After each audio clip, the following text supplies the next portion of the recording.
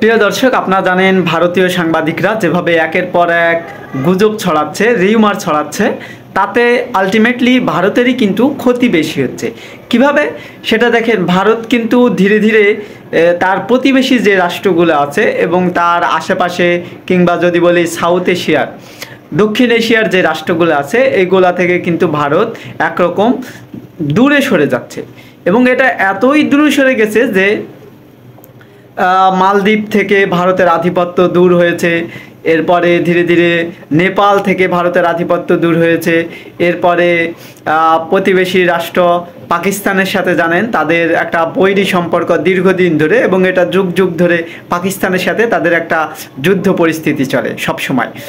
এবং চায়নার সাথেও সেম অবস্থা হয়, অর্থাৎ চায়না, পাকিস্তান এবং ইন্ডিয়া, এই তিনটি দেশ যেহেতু পারমাণবিক অস্ত্রধারী দেশ, আর এই তিনটি দেশের সাথেই কিন্তু প্রতিযোগিতা চলে।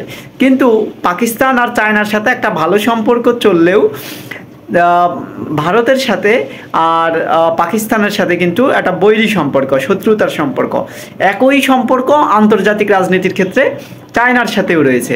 এবং আমেরিকা সবসময় মনে করে যে ভারত চায়নার প্রতিপক্ষ হয়ে এশিয়াতে শক্ত প্রতিদ্বন্দ্বী হয়ে দাঁড়াক, কিংবা দক্ষিণ এশিয়ার মধ্যে ভারত শক্তিশালী থাকুক এবং চায়নার বিপরীতে তারা শক্ত একটা অবস্থান তৈরি করুক। এটা সবসময় ভারত আমেরিকা চেয়ে আসছে। তাহলে আমরা বলতেছিলাম যে ভারত কিভাবে তার প্রতিবেশী রাষ্ট্রগুলা থেকে দূরে সরে গেছে এবং শত্রু দেশে আবিষ্ট হয়েছে।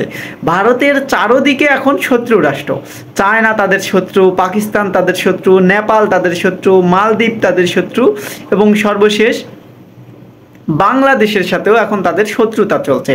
এই শত্রুতা এতদিন ধরে বাংলাদেশের জনগণ এবং ভারতীয় জনগণ ছিল people to people, Sarkar two government, কিন্তু ভালো সম্পর্ক ছিল। হাসিনার সাথে মোদির একটা ভালো সম্পর্ক ছিল।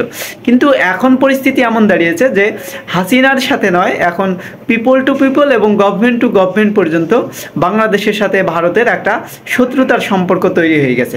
এটা কেন হয়েছে? তার কারণ হচ্ছে ভারত এটা বাধ্য করেছে বাংলাদেশকে এমন পরিস্থিতিতে। কারণ দীর্ঘ 15 বছর ধরে ভারত যেভাবে বাংলাদেশের উপর আধিপত্য বিরাজ করছে, বাণিজ্যতে তারা যেভাবে সুবিধা নিয়েছে এবং সীমান্ত হত্যা যেভাবে তারা বন্ধ করেনি, একইভাবে বিভিন্ন ক্ষেত্রে সর্বশেষ বাংলাদেশের সবচেয়ে যে ক্রিমিনাল মানুষটা, যে গণহত্যার দায়ে যার বিরুদ্ধে সবচেয়ে বেশি অভিযোগ, সেই হাসিনাকে এখন ভারত আশ্রয় দিয়েছে।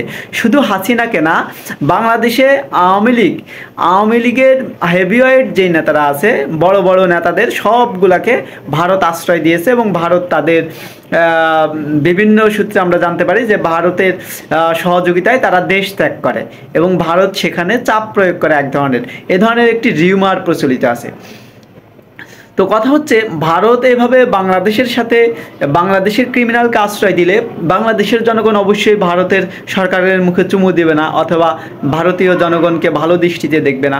এবং বাংলাদেশের বিরুদ্ধে ভারতীয় সাংবাদিকরা যে গুজব ছড়াচ্ছে, হিন্দু আক্রান্ত হচ্ছে বলে তারা যে মিথ্যাচার করছে, এর জবাবেই কিন্তু বাংলাদেশের সাথে ভারতের একটা বৈরী সম্পর্ক তৈরি হয়েছে, শত্রুতার সম্পর্ক তৈরি হয়েছে। ভারত যদি তার এই নীতি থেকে সরে না আসে, তাহলে এক সময় দেখা যাবে ভারত সারা বিশ্বেই বিচ্ছিন্ন হয়ে গেছে, উত্তর কোরিয়ার মতো একটি বিচ্ছিন্ন হয়ে গেছে, তাদের কোনো বন্ধু রাষ্ট্র নেই। এক সময় ভারতের এমন পরিস্থিতি আসতে পারে যদি তারা তাদের নীতি থেকে সরে না আসে।